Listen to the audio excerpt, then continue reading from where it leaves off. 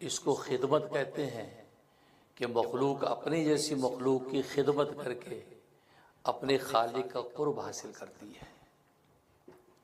और तीसरा, खालिक और आम मखलूक के दरमियान एक रिश्ता है जिसको नबूवत कहते हैं कि खालिक अपने पैगाम को इस आम मखलूक तक पहुँचाने के लिए एक ऐसी शख्सियत को मुंतखब कर लेता है कि जो खालिक से तो फुरोतर होती है लेकिन मखलूक से बरतर होती है, उसको नबी कहते हैं। तो गोया कि नबूवत का जो रिश्ता है, इसके ज़रिए से अल्लाह तबारक व तआला अपने पैगाम अपनी मखलूक को पहुँचाता है, फिर मखलूक उस पैगाम को लेकर अपने उस खालिक के मंशा के मुताबिक इबादत या अपनी जैसी मखलूक की खिदमत करती है। फिर चूँकि वो नबी इस आम मखलूक तक अपने खालिक का पैगाम पहुँचाता है, तो इस मखलूक को उस नबी के साथ एक निस्बत कायम होती है। उस निस्बत को उम्मत कहते हैं। गोया कि ये मखलूक उस नबी की उम्मत बन जाती है। कभी वो उम्मत दावत होती है, कभी वो उम्मत इजाबत होती है। उम्मत दावत का मतलब है कि हर इंसान उसकी उम्मत है। काफिर जो उस नबी के पैगाम को नहीं मानता, कि जो पैगाम वही के ज़रिए से वो अल्लाह को उस तक पहुँचाता है, काफिर उस पैगाम का इनकार करता है, वो भी उम्मत में शामिल है। लेकिन उस उम्मत को उम्मत दावत कहते हैं कि नबी ने उसको दावत दे दी, उसको वही का पैगाम पहुँचा दिया। अब उसकी मर्जी है कि फल युमिन, चाहे तो उसको ईमान ले आए, फल यकफुर, चाहे तो उसका इनकार कर दे। दूसरी उस मखलूक में एक उम्मत में जो उम्मत इजाबत है, जो उस नबी के पैगाम को मान लेती है, उस नबी पर एतमाद करके, क्योंकि उसकी रिसालत और नबूवत पर चूँकि इसने ईमान लाया है, तो वो इस बात को तस्लीम कर लेती है कि आप हमें जो पैगाम पहुँचा रहे हैं ये वाकई वही के ज़रिए से अल्लाह तबारक व तआला ने आपको दिया है कि जो आपने हमें पहुँचाया है, लिहाजा हम अपने अल्लाह के इस हुक्म को पूरा करेंगे। ये उम्मत इजाबत कहलाती है।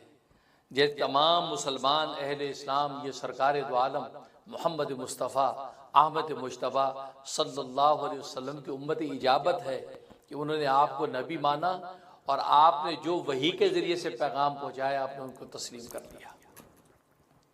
लेकिन उसके अलावा जितनी दुनिया के अंदर कुफार और मुशरिकीन हैं, वो भी सरकार दो आलम सल्लल्लाहु अलैहि वसल्लम की उम्मत हैं, लेकिन वो उम्मत दावत हैं कि आपका पैगाम और दावत उन तक पहुंची है, लेकिन उन्होंने उसको तस्लीम नहीं किया है।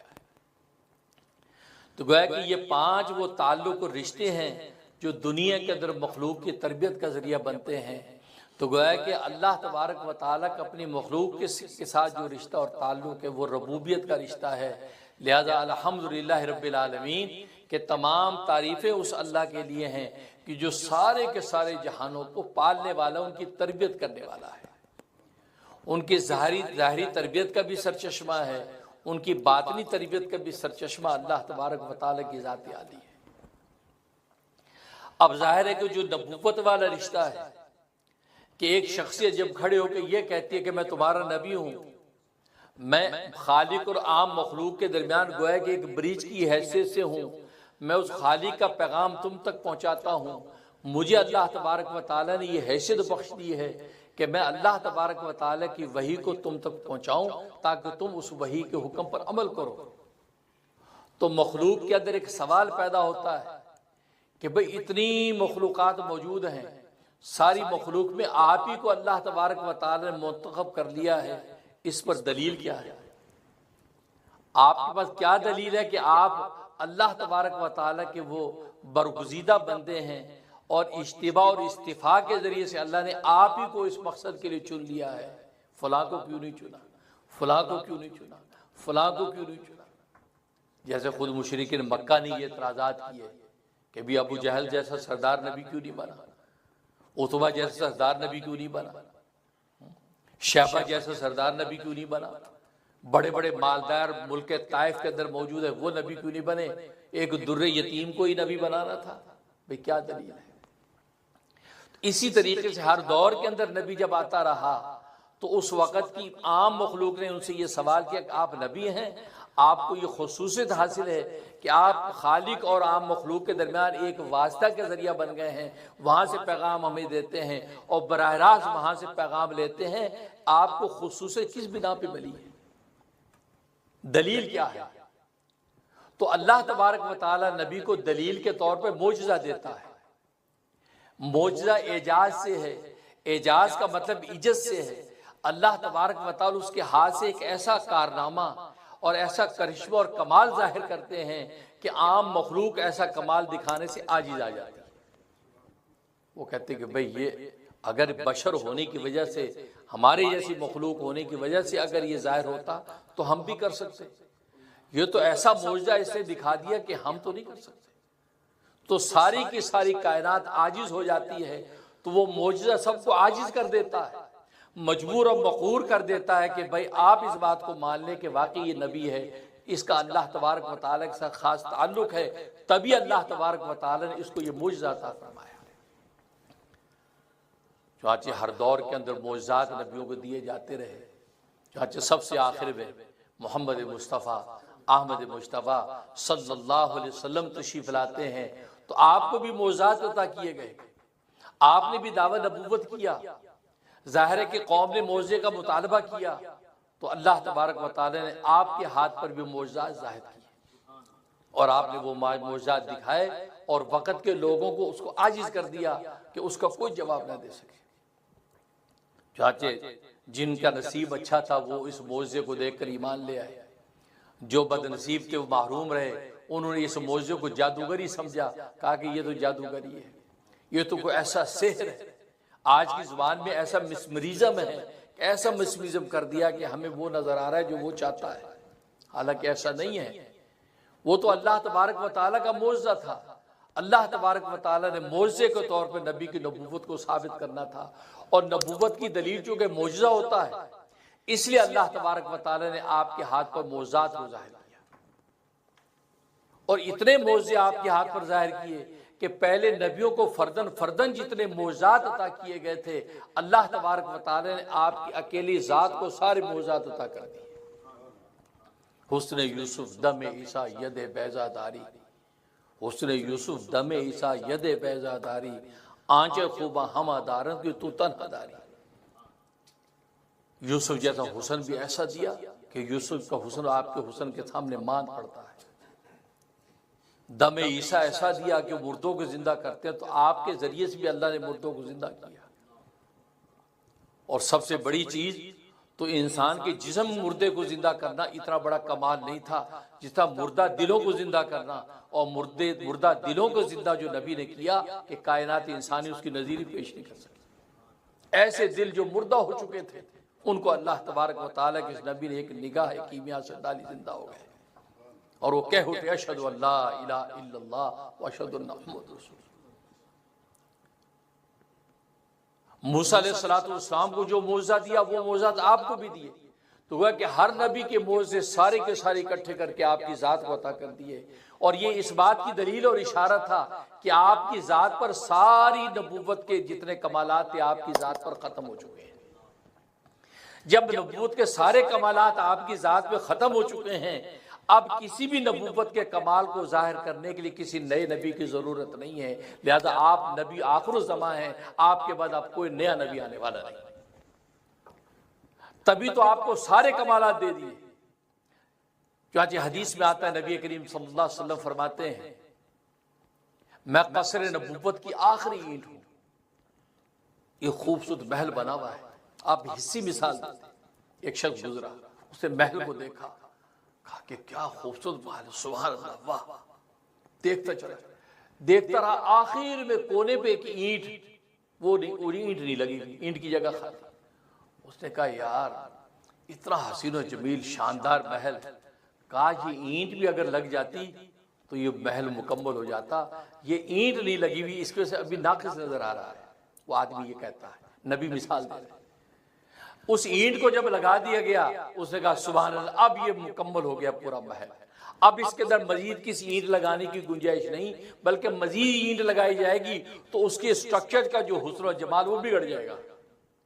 तो नबी फरमाते कसर नबूवत की जो आखिरी ईंट है वो मैं हूं। मैं जब तक उस महल के अंदर नहीं सजा उस वक्त तक ये कसर नबूवत, ये नबियों का सिलसिला नाकिस रहा।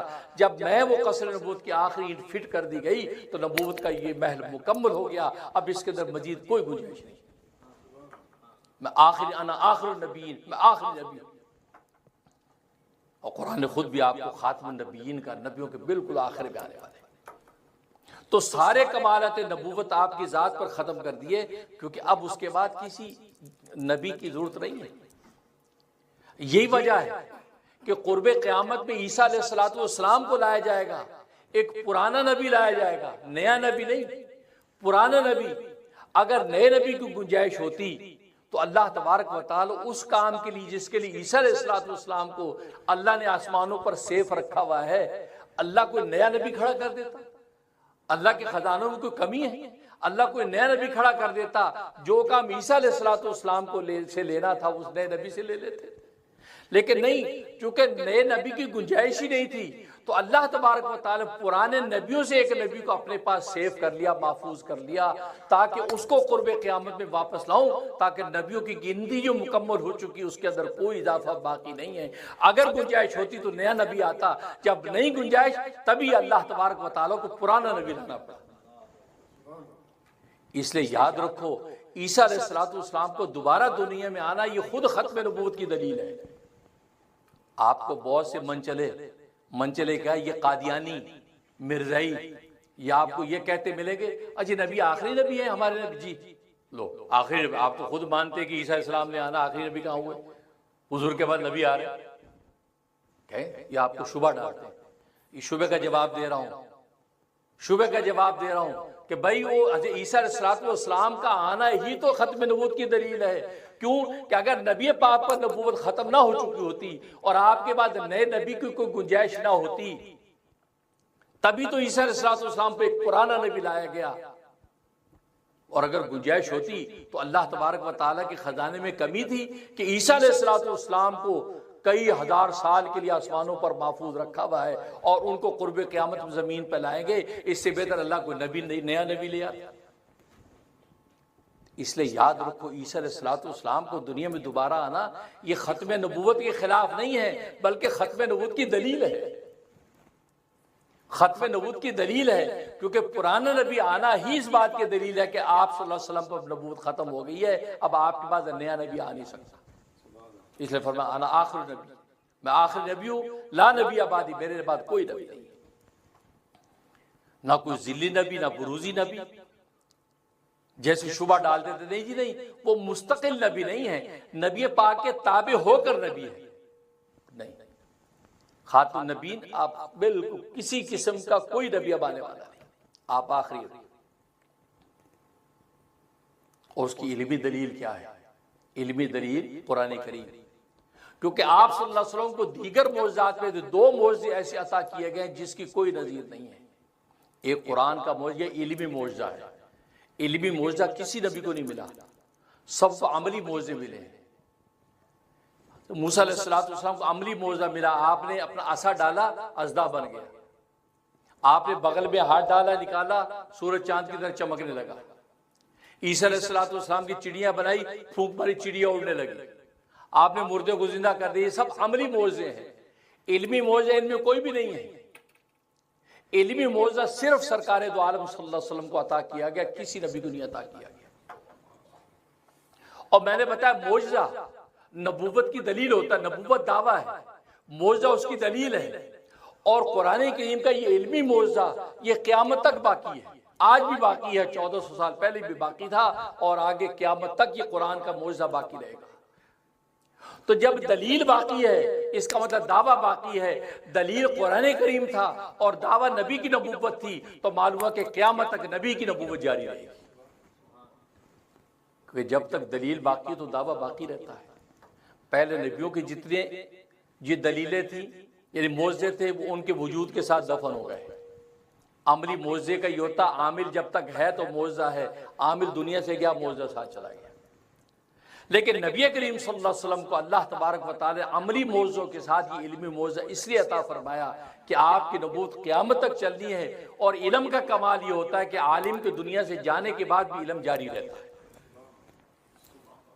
इसलिए कुरान खुद मुस्तकिल आपकी खत्म नबूवत की दलील है कि आपके बाद अब किसी नबी की गुंजाइश है। और दूसरा जो बाकमाल मौजज़ा अल्लाह तबारक व तआला ने आपको अता किया, जो अमली मौजज़ों में से है, और ऐसा अमली मौजज़ा कि कायनात अंबिया के अंदर तो उसकी नज़ीर है ही नहीं।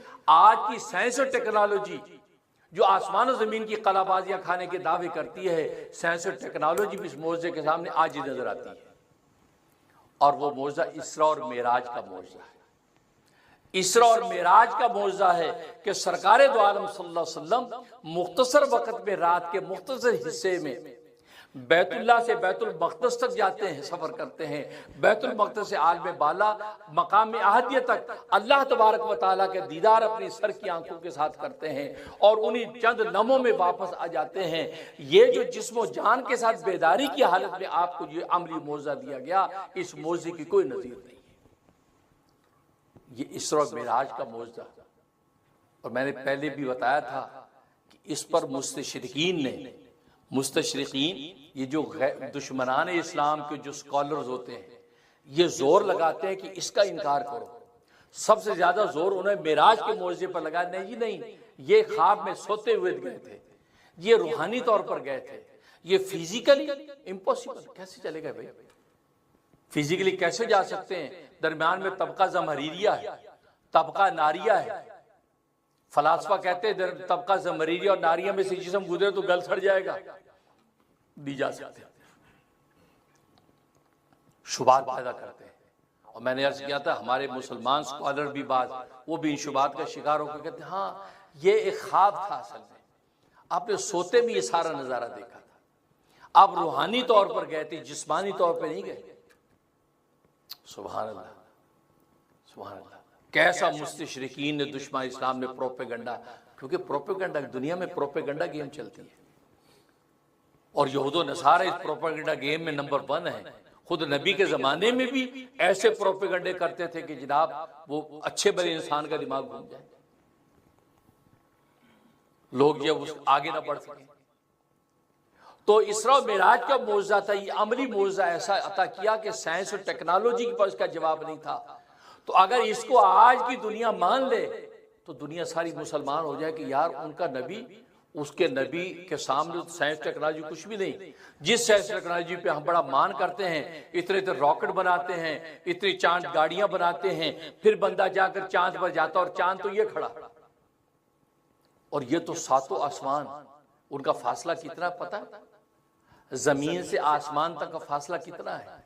अबू हुरैरा रज़ी अल्लाह तआला की रिवायत है, फरमाते हैं जमीन से आसमान तक का फासला 500 साल की मुसाफिर है। 500 साल तक एक मुसाफिर सफर करता रहे, वो पहुंचेगा पहले आसमान पे। फिर पहला आसमान 500 साल की मुसाफिर जितना मोटा है वो अबूर करेगा। फिर पहले आसमान से दूसरे आसमान तक का फासला 500 साल की मुसाफिर है। फिर दूसरा आसमान 500 साल की मुसाफिर जितना मोटा है।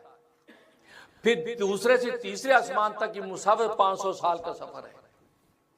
फिर उसकी मोटाई 500 साल, फिर उससे ऊपर चौथे आसमान तक, पांचवें आसमान तक, छठे आसमान तक, सातवें आसमान तक, ये सब 500 साल की मुसाफिर। और फिर हर आसमान की मोटाई 500 साल, आप कैलकुलेशन करते जाएं।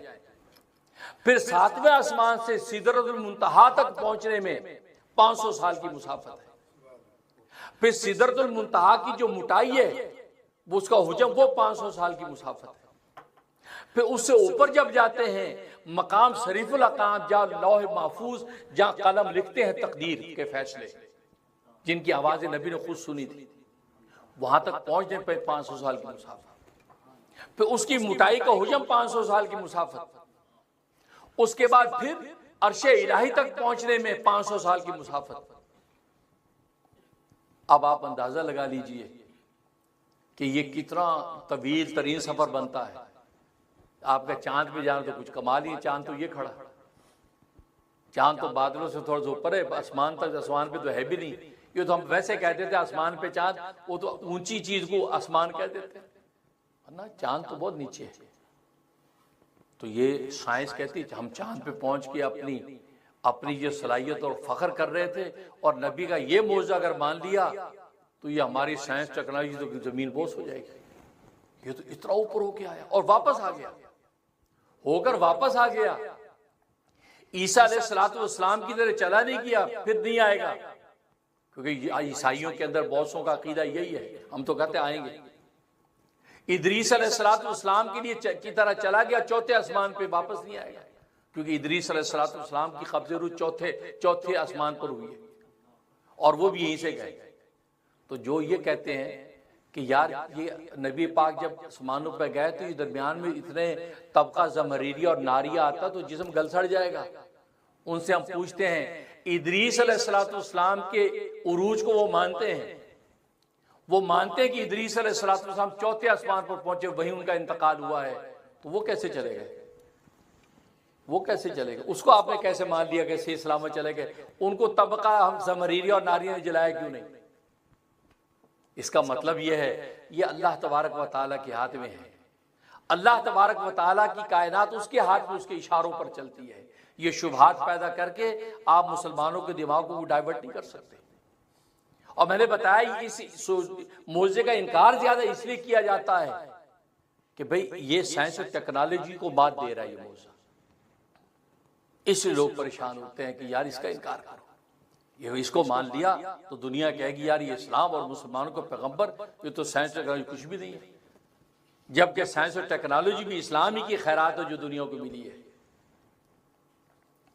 तो ये मौजा, ये मेराज का मौजा नबी करीम सल्लल्लाहु अलैहि वसल्लम को अता किया गया कि आपने इतनी तवील तरीन सफर किया और अल्लाह तबारक व तआला ने चंद लम्हों के अंदर सारी कायनात के कमालात आपको दिखा दिए।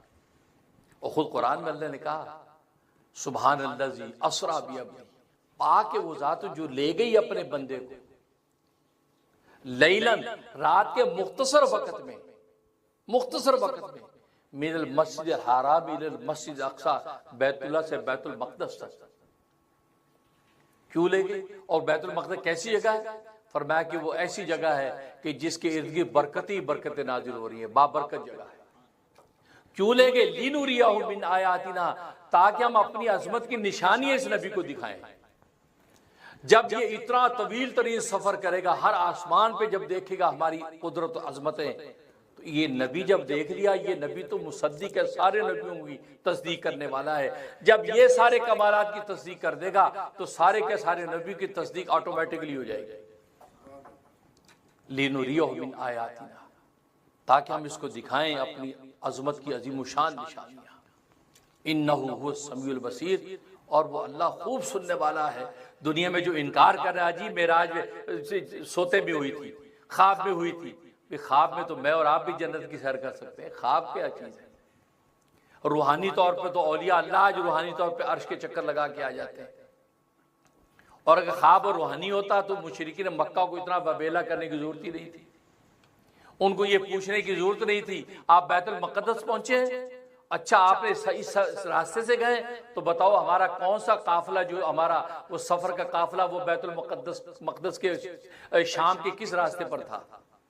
फिर बैतुल मक़दस की मस्जिद देखी तुमने, उसके अंदर जो उसकी खिड़कियां कितनी थी, उसके दरवाजे कितने थे? ये सवालात क्यों किए?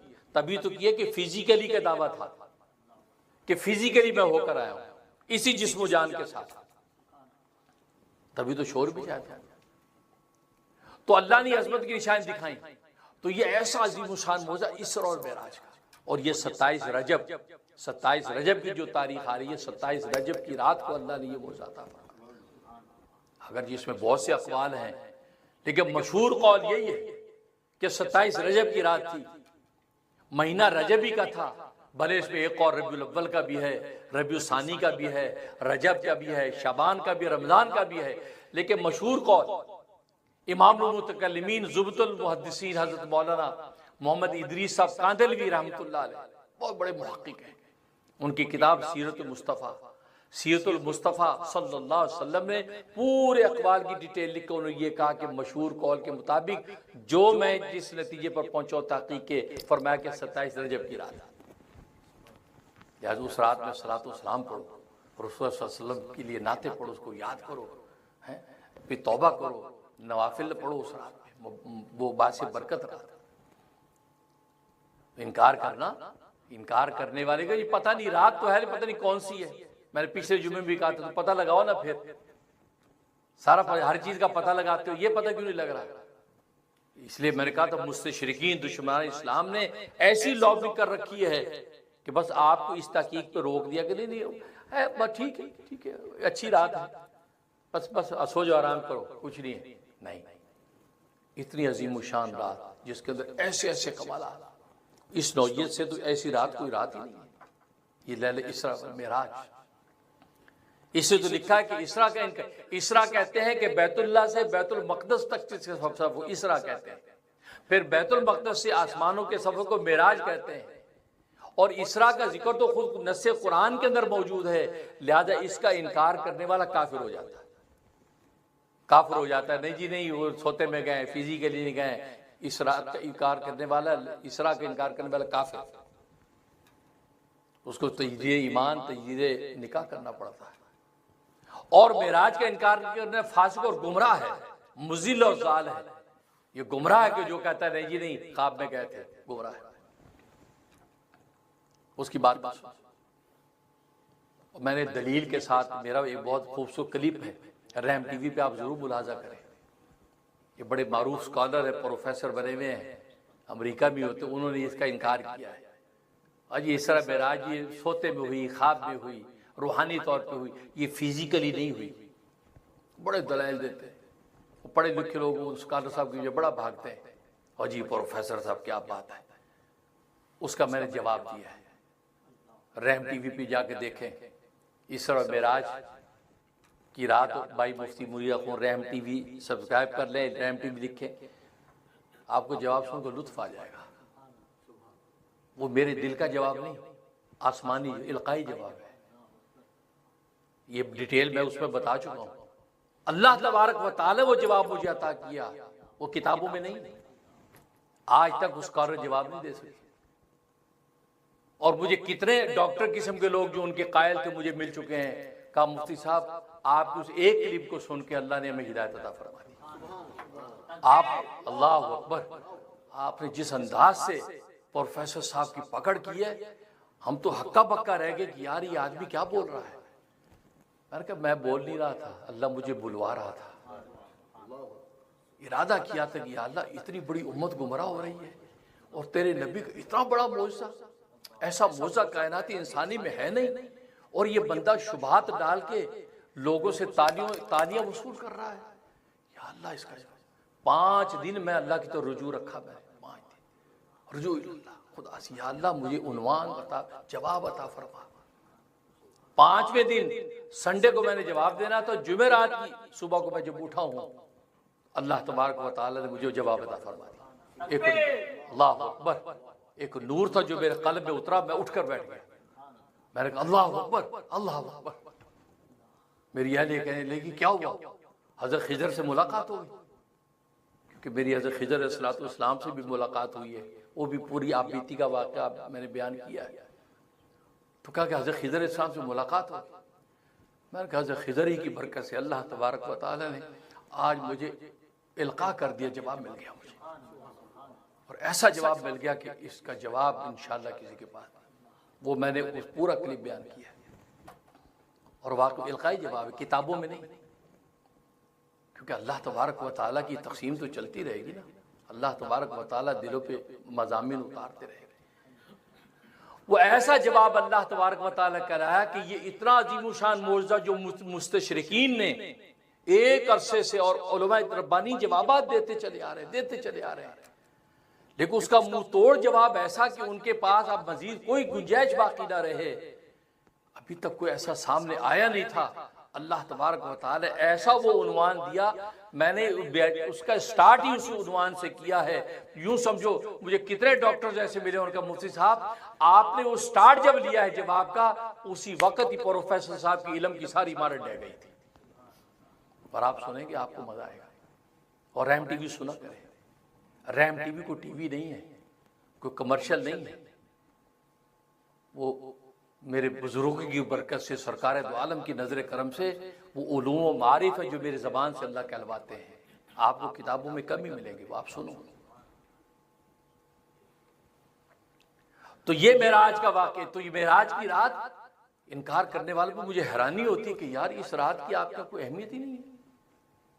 तो सरकार दो आलम सल्लल्लाहु अलैहि वसल्लम को अल्लाह तबारक व तआला ने ये मेराज की ये कमाल मौज़ अता फरमाया। और जैसे खुद हदीस में आता है, बुखारी की हदीस है, फरमाया कि जब मुझे लेके जाने लगे बैतुल्लाह से बैतुल मक़दस तो मेरे सीने को चाक किया, ये हंसली की हड्डी से लेके पूरा सीना चाक कर दिया और चाक करके मेरे कल्ब को धोया आब ज़मज़म से, मेरे पेट को पूरे को धोया और फिर उस कल्ब के अंदर जो वो अनवारात और जो वो तमानियत मेरे कल्ब के अंदर डाल दी, इसलिए कि गैब के ऐसे ऐसे आलम के अंदर जाना है कि गैब के ऐसे आलम कभी देखे नहीं है। तो लिहाजा दिल के अंदर वो तहम्मुल, वो कुव्वत, मुशाहदा, गैब की ताकत उन कल्ब के अंदर डाली जा रही है। जैसे दुनिया के अंदर हम ऊंची छलांगे मारने उड़ने के लिए अपने कल्ब को मजबूत करने के लिए फिजिकली प्रैक्टिस करते हैं।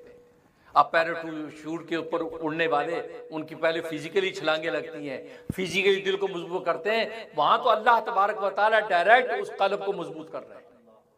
मैं शक्के सदर हुआ दिल को, और ये शक्के सदर 4 मरतबा हुआ, 4 बार। एक जब आप बचपन में थे, 2 साल के बाद जब आमना बीबी के पास वापस लेके आई हलीमा सादिया, कहा कि 2 साल पूरे हो गए, लेकिन दरखास्त है कि कुछ अरसा और हमें अपने पास रखने दें कि जब से बच्चा हमारे घर में आया तो हमारे घर में खैर बरकतें नाजिल हो रही हैं। ऐसी बरकतें कभी देखी नहीं जिंदगी में। तो बीबी आमना ने कहा ठीक है ले जाओ। तो चंद महीने 4-6 महीने के बाद वो इस काबिल हो गए कि अपने दूसरे रजाई भाइयों के साथ बाहर निकल लगे, बकरियां चराने। तो इतनी उम्र में ही ये शक्के सदर हुआ, आपका सीना चीरा गया। और उसके बाद 10 साल की उम्र जब हुई फिर शक्के सदर हुआ, सीना चीर गया, फिर आपके कल्ब को धोया, उसमें अल्लाह तबारक व तआला नवारात डाले। फिर तीसरी बार जब गारे हिरा के अंदर आप जाने आने लग गए, उस वक्त शक्के सदर हुआ। नबूवत मिलने से कुछ अरसा पहले ही शक्के सदर हुआ। फिर चौथी मरतबा मेराज के मौके पर जब सफर में जाने लगे, ये चौथी मरतबा शक्के सदर हुआ। और ये शक्के सदर फिजिकली हुआ। अब मैं अगली जो बात कहना चाहता हूं, ये कहना चाहता हूं, मुस्तशरिकीन ने इस बात पर जोर लगाया, यहूद और नसारा ने इस बात पर जोर लगाया कि ये फिजिकली शक्के सदर नहीं हुआ, ये रूहानी तौर पर हुआ। यानी शक्के सदर यानी सीना चीरने का मतलब ये कि आपको अल्लाह ने शरह सदर अता फरमाया, हिदायत और इस्लाम का शरह सदर नसीब फरमाया। आपको 3-4 मरलों में शरह सदर कलब का अता किया गया। ये नहीं कि बाकायदा आपका ऑपरेशन किया गया, सर्जरी की गई, सीना चीर के दिल को, नहीं, ये नहीं किया। इस पर जोर लगाते हैं। और हमारे बहुत से स्कॉलर जो मगरब से मुतासर होते हैं कहते हाँ बात तो सही है, सर्जरी ने तो तरक्की आज की है, सर्जरी ने तो आज तरक्की की है कि वो सीना चीर के दिल की जब वो ऑपरेशन किया जाता है। उस वक्त तो कुछ भी नहीं था। ये कैसे पॉसिबल है कि उस वक्त के अंदर ये सीना चीर के सारा हुआ? हाँ, ये रूहानी तौर पर शरह सदर नसीब हुआ। बात आ गई ना वही जो मैंने कही कि जहां इनकी साइंस और टेक्नोलॉजी जमीन बोस होती है, उसी मौजे का इनकार सबसे ज्यादा करते हैं। क्योंकि इन्होंने सोचा मेडिकल साइंस में तरक्की करके आज दुनिया पे हमने कमान कर रखी है कि हम दुनिया को चलाने वाले हैं। ऐसी मेडिकल साइंस की तरक्की कभी नहीं हुई।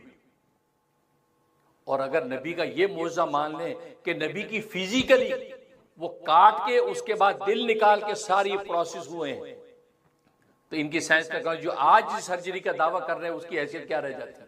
और कहा यार तुम आज भी आज कर, हमारे नबी को तो अल्लाह ने 1400 साल पहले ये मुकाम अता कर दिया। और फिर दूसरी बात, ये तो तारीख का हिस्सा है, इसका इनकार तो यहूद और नसारा भी नहीं कर सकते। तो बताओ अगर ये फिजिकली नहीं था, ये रूहानी और मानवी तौर पर था, आपको शरह सदर मिला, तो सहाबा इकराम की रिवायात तारीख का हिस्सा है कि आपकी हंसली से लेके यहाँ नाफ तक पूरी एक निशान आज भी मरते दम तक मौजूद रहा कि जैसे काटने के बाद जब सिलाई कर दी जाती है तो उसकी एक निशान रहता है। आज भी हार्ट पे मरीज जिनका हार्ट काट के उसको निशान किया जाता है तो निशान बाकी रहता है। नबी के वो पूरी यहाँ से यहाँ तक निशान मरते दम तक कायम रहा। वो निशान किस चीज का था? इसका जवाब उस निशान को तो आप भी मानते, आपकी तारीख मानती है। वो निशान किस बात का था कि जैसे कोई काट के सिलाई हुई, सिलाई ठीक होने के बाद वो एक निशान, वो लकीर लंबी क्यों कायम रही। साहबा खुद देखते थे कि ये, आप फरमाया कि वो शक्के सदर जो मेरे हुए ये उसकी निशानी। आज किसी के दिल का ऑपरेशन हो तो खुद दिखाता, देखे जी ये देखे ये काटी हुई, निशान बाकी रहता है। तो मालूम ये हुआ कि जहां इनकी साइंस और टेक्नोलॉजी पर चोट पड़ती है उस मौजे को और पीछे लग जाते हैं। जी नहीं जी क्या मजाक कर रहे हैं यार, उस वक्त कुछ भी नहीं था, आज तरक्की हुई। नहीं, अगर ये बात है फिर हज़रत सुलेमान अलैहिस्सलाम के तख्त का भी इनकार करो। तुम्हारा जहाज तो आज उड़ने लगा, उनका तख्त कैसे उड़ गया? उस तख्त को तो खुद भी मानते हो, और ये यहूदी तो उनको वक्त का बादशाह मानते, नबी नहीं मानते। हम जैसे वो कहते ऐसा वक्त का बादशाह जो हज़रत दाऊद नबी उसका बेटा, उसके तख्ते शेख तो यहूद भी मानते हैं। वो तख्त कैसे उड़ता था भाई? जहाज तो आज अमेरिका ने बनाया, फोर्ड कंपनी ने जहाज बनाया, आज बना, वो तख्त कैसे उड़ रहा था? तो अपना कहते कि बीटा बीटा हप हप कड़वा कड़वा थू थू, ऐसा नहीं होगा। मुसलमान साहिब इल्म में बेदार है कि उलमा रब्बानीन के पास जवाब है हर चीज का। तो आपका ये फिजिकली और ये चार क्यों हुए, ये इसकी वजह आज बताता हूं। सबसे पहले बचपन के अंदर जो आपका शक्के सदर हुआ और दिल निकाला, तो आपको पता है कि बचपन के अंदर इंसान के अंदर एक खास किस्म की गफलत होती है, और शैतान का एक हिस्सा होता है जिस गफलत से शैतान फायदा उठा के बचपन से ही बच्चे को उल्टी सीधी हरकत में लगाता है, और बच्चा वो चीजें करता है कि जो उसको पता भी नहीं, अच्छी बुरी चीजों में घुसता है, एक खास गफलत। तो वो जो शैतान का हिस्सा था, जो फुटकी थी खून की, वो निकाल दी गई, और उसके कल्ब के अंदर एक खास किस्म की तमानियत और इत्मीनान पैदा कर दिया। जैसे बच्चे की तबीयत में इत्मीनान नहीं होता, बेइत्मीनानी होती, ये भी करो वो भी करो, इधर हाथ मारो, अच्छा बुरा कुछ भी हो, लेकिन आपके अंदर वो तमानियत डाल दी। याद आप बचपन में ही आपके अंदर जो सकीना और इत्मीनान था वो जैसे बड़ों के अंदर ऐसा ना हो। पहला प्रोसेस इसलिए हुआ। जब 10 साल के हुए, अब 10 साल के बाद आप किसी वक्त भी जवान हो सकते हैं ना, तो जवानी में इंसान पे जुनून होता है। उस जुनून के नतीजे में इंसान बस अपने आप को देखता, बाकी सबका दुश्मन होता है। बस मेरा मुझे ये भी मिल जाए, ये जवानी का जुनून। तो नबी करीम सल्लल्लाहु अलैहि वसल्लम से वो जो चीज थी वो आपके अंदर से कीना निकाला गया। अब जवानी में इंसान बस अपने आप को देखता है, हर एक से कीना, बुग़्ज़, अदावत, सब पीछे रहे, मैं उपहावी हो जाऊं। तो वो ये खास जो कीना था, अल्लाह ने कीना और बदखाई निकाली, और फिर उसके बाद फरमाया कि फरिश्तों ने उसके ऊपर कुछ चीज छिड़की। वो क्या छिड़की? कि सारे लोगों की खैर खाई और मोहब्बत और मेहरबानी डाल दी। और नबी खुद फरमाते हैं कि 10 साल की उम्र से जब वो ऑपरेशन मेरा हुआ, उसके बाद से मखलूक के खुदा की कीना और बदखाई मेरे कल्ब से निकल गई, और मुझे मखलूक के हर छोटे बड़े पर तरस और रहम आने लगा। क्योंकि रहमतुल लिल आलमीन बन के आना है, तो मेहरबानी आपकी तबीयत में डाल दी। फरमाया हर एक के साथ मैं मेहरबान हो गया। उसके बाद तीसरा प्रोसेस आया, जब नबूवत मिलनी उससे पहले का वक्त है। अब जब नबूवत मिलनी है तो आप नबूवत का बार होगा, नबूवत का बोझ पड़ेगा। उसके लिए आपको पता है कि इनकार करने वाले इनकार भी करेंगे, और आप तहम्मुल से पैगाम हक को लेके चले, तो आपका वो जो शक्के सदर हुआ और आपके कल्ब के अंदर तहम्मुल और बुर्दबारी और वो ताकत डाल दी, ताकि थपेड़े जब मुखालिफिन की आए तो आप उनको बर्दाश्त कर सकें। इसे तीसरे वक्त में आपने वो तहम्मुल डाल दिया, वो तहम्मुल बुर्दबारी। अब उसके बाद आपको नबूवत मिल गई। जब नबूवत का आपने दावा किया तो आप जानते हैं फिर मक्का के अंदर आपको गालियां दी गई, ताइफ के अंदर आपको पत्थर पड़े, लेकिन आप इस्तकामत का पहाड़ पूरी जगह से हिला नहीं, क्योंकि वो तहम्मुल की ताकत अता कर दी। फिर उसके बाद चौथा जो शक्के सदर हुआ इस मेराज के मौका पर, क्योंकि मेराज के अंदर आपने आलम गैब के नजारे करने हैं, यहां तक कि खुद अल्लाह तबारक व तआला से मुलाकात करनी है। और कितनी मेराजें? मैंने बताया 10 मेराजें, 10 मेराजें आपको होनी। कितनी ऊपर से ऊपर, 7 तो आसमानों की, 7 आसमानों की, फिर उसके ऊपर 3 सिदरतुल मुंतहा, मकाम सलीलुल अक़लाम, फिर जो वो मकाम जो वो अर्श बरी तक का। तो गोया कि 10 मेराजें आपको दी करनी थी, और मुख्तसर वक्त में तो आपके कल्ब के अंदर मुशाहदा गैब की ताकत होनी चाहिए ना, इसलिए शक्के सदर हुआ, आपके कल्ब के अंदर वो मुशाहदा गैब की ताकत डाली। फिर मलाइका की दुनिया के अंदर जाना, वहां के नज़ारे करने हैं, उसका तहम्मुल डाला आपके अंदर, तो वो मुशाहदा गैब की ताकत डाली, इसलिए आपका चौथा शक्के सदर हुआ। यानी जो प्रोसेस आज हम ला इलाहा की ज़रबों के साथ अपने दिल के अंदर पैदा करने की कोशिश करते हैं, अल्लाह तबारक व तआला ने बराह रास्त वो ताकतें आपके कल्ब को अता की, यहां तक कि आपने मकाम आदियत तक पहुंचकर अल्लाह से मुलाकात कर ली। तो ये शक्के सदर मैंने बताया, शक्ल फिजिकली हुआ, याद रखो ये नबी का बहुत बड़ा मौजज़ा है, बहुत बड़ा मौजज़ा है। लेकिन मैंने कहा जो मुस्तशरिकीन के शुबहात से मुतासर हमारे स्कॉलर वो कहते हैं नहीं जी फिजिकली नहीं, वो असल एक्चुअली ये हुआ, एक्चुअली दो चुली करने लग जाते हैं। नहीं भाई, आप नबी के मौजों का इनकार नहीं कर सकते, आप गैरों के रेशा दबाने की वजह से नबी की अजमत को कम नहीं कर सकते। तो ये शक्के सदर हुए और आपने मेराज के सफर की तो उरूज किया। इंशाअल्लाह ये सफर जारी रहेगा, आइंदा भी इस पर गुफ्तगू होगी। तो कहने का मतलब ये वो बुनियादी नुकात आप याद रखें, इसको आगे शेयर करें, क्योंकि ये नुकात कहने सुनने को मिलेंगे नहीं, ये वो काम की चीजें हैं। इसलिए कि इल्म इस तरीके से फैलता जब रहता है तो फिर गुमराही के रास्ते ऑटोमेटिकली बंद होते हैं। फिर क्योंकि आज सोशल मीडिया है और सोशल मीडिया का मर्ज ये है कि वो उसके अंदर जो देखा सुन लिया, लोग इंप्रेस हो गए। नहीं, मैंने पहले भी बताया कि ऐसे इंप्रेस ना हुआ करो। सोशल मीडिया के ऊपर मैंने बताया कि जो स्कॉलर सूफिया और फुकहा यानी तसव्वुफ और फिका पर एतराज करे और सिर्फ तसव्वुफ फिका का इनकार करे, समझ लो ये आदमी गुमराह, ये हमारे काम का नहीं है। और आपको खूबसूरत नारा दे कुरान और हदीस। जी देखिए जी, कुरान और हदीस के अलावा फिका क्या होती है? कुछ नहीं होती। तसव्वुफ क्या होता है? ये गुमराही। फिर बस ये बातें करे, आप समझ ये खूबसूरत नारा दिखा कि हमें जाल में फंसा रहा है। इसलिए कि फिका और तसव्वुफ तो ये वो रेल की दो पटड़ियां हैं जिसके ऊपर कुरान सुन्नत की गाड़ी चलती है। अगर इसको हटा दे तो गाड़ी चल ही नहीं पाएगी, गाड़ी आपकी चल ही नहीं पाएगी। यही तो कमाल है फिका का और तसव्वुफ का। ये तो जाहिर बातिन की पाकी आपको ये दो चीजें अता करती हैं। जब ये दोनों पटड़ियां सालिम होती है तो कुरान सुन्नत की गाड़ी उस पर चलती है। ये मैं मियार बताया करता हूं।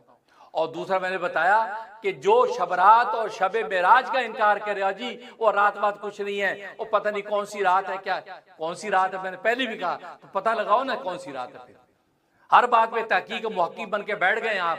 ये नहीं कहा जी पता नहीं बहुत से अकवाल हैं, 13-14 अकवाल है, पता नहीं कौन सी रात है। आप ये कह दे उम्मत को 13-14 रातों में इबादत करो। अगर 13 अकवाल हैं, पता नहीं ये रात है, ये सारियों में कर लो, कोई तो होगी ना। जैसे लैलतुल कदर में आप करते हैं कि ये पता नहीं कौन सी है, ये सारी ताकरातों में कर लो, मिल जाएगी। ये करते हो ना, वहां क्यों नहीं आप ये कहते कि यार पता नहीं कौन सी रात है, चलो दफा करो, रहने दो, सोते हैं। आप सारी जाग पूरे 10 दिन ही जागते हो, यार जो भी मिल तो जाएगी। तो ये 13 अकवाल इसके हैं। उन अकवाल में आपको अगर शुबा है तो आप सारे 13 के 13 रातों में इबादत करो। आप शबान में भी करो, रजब में भी करो, रबीउल अव्वल में भी करो, जो जो अकवाल है। लेकिन आप ये दुम दबा के जो भागते हैं, आज ये पता नहीं कौन सी रात है, ऐसे मेराज की कोई अहमियत नहीं है, छोड़ो कुछ नहीं होता। इसका मतलब है आप मुस्तशरिकीन जो थे उनकी जो है वो शुबे का शिकार हो गए, मगरबी वैश्विक वर्ल्ड के शुबे का शिकार हो गए कि उनको पता है इस रात की असमत मान ली तो हमारी साइंस टेक्नोलॉजी फेल हो जाएगी। इस नुक्ते को याद रखो। अल्लाह से दुआ है कि अल्लाह तबारक व तआला इस रात की बरकत से, इस रजब के महीने में हमें अल्लाह बरकत अता फरमाए, और फिर इसी तरीके से आगे शबे बरात आएगी उसकी बरकत अता फरमाए, फिर आगे लैलुल कदर। तो सुभान अल्लाह, अल्लाह से दुआ है कि अल्लाह तबारक व तआला अमल करने की तौफीक अता फरमाए। व आखिरु दावाना अल्हम्दुलिल्लाहि रब्बिल आलमीन। आज का खुतबा स्पॉन्सर किया है ये पेंसिल्वेनिया से यासिर ज़हूर और उनके साहिबजादे और उनकी फैमिली ने। हम यासिर ज़हूर साहब के लिए दुआ गो हैं कि अल्लाह तबारक व तआला उनको ज़ाहिरी बातिनी दौलतों से माला माल फरमाए, आमीन या रब्बल आलमीन। और बाकी सारे अहले इस्लाम के लिए दुआ गो हैं कि आपको तो मौसम की तब्दीलियों की वजह से बहुत से बेचारे बहन भाई बीमार हो रहे हैं, नज़ला, खांसी, उल्टा सीधा। फिर लोग कहते हैं जी कोरोना वायरस भी भेस बदल के आ गया है, यानी ये जालिम जान नहीं छोड़ेगा, बिजनेस चल पड़ा, आप ये फंसे रहो कि जी भेस बदल के आ गया है। भाई वो तो खत्म हो गया। नहीं, अब उसकी शक्ल बदल ली। ये शक्ल बदल के जालिम भी आया जा रहा है। इसलिए भाई अल्लाह इस कमबख्त से बचाए सबको। मैं भी आज को थोड़ा सा जो है वो इस नज़ला ज़ुकाम का शिकार हूँ, आप महसूस कर रहे होंगे, तो मेरे लिए भी दुआ करें अल्लाह तबारक व तआला मुझे हिम्मत सेहत और क़ुव्वत अता फरमाए। इस चक्कर में मेरे पिछले 2-3 हफ्ते के प्रोग्राम सारे जो वो मिस हो गए, और मुझे अंदाज़ा होता है कि वाकई सेहत बड़ी नेमत है। इतना बड़ा दीन का ज़ख़ीरा जो मुझे बयान करना है 3 हफ्ते से जब उसका नागा हो रहा है। दुख होता है इस बात का कि वो पैगाम आगे तक पहुँचे तो मेरे लिए सदका जारिया बने। तो आप मेरे लिए भी दुआ करें, अल्लाह तबारक व तआला मुझे क़ुव्वत और सेहत अता फरमाए। और आप सब के लिए हम दुआगो हैं, दुनिया भर में जो भी बीमार है अल्लाह उन सबको शिफा कुल्लिया अता फरमाए, और जो सेहतमंद है अल्लाह तबारक व तआला को बीमारियों से महफूज रखे। आमीन या रब्बल आलमीन।